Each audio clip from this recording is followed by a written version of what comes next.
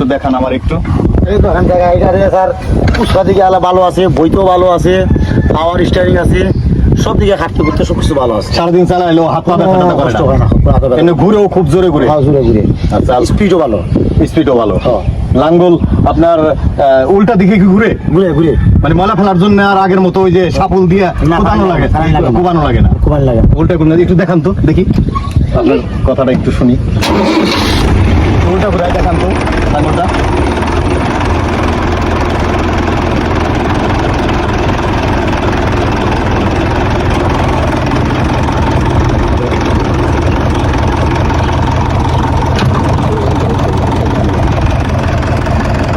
এখন কি উল্টা ঘুরতেছে আলম ভাই? মানে এইভাবে দিলে ময়লাটা পড়ে যায়।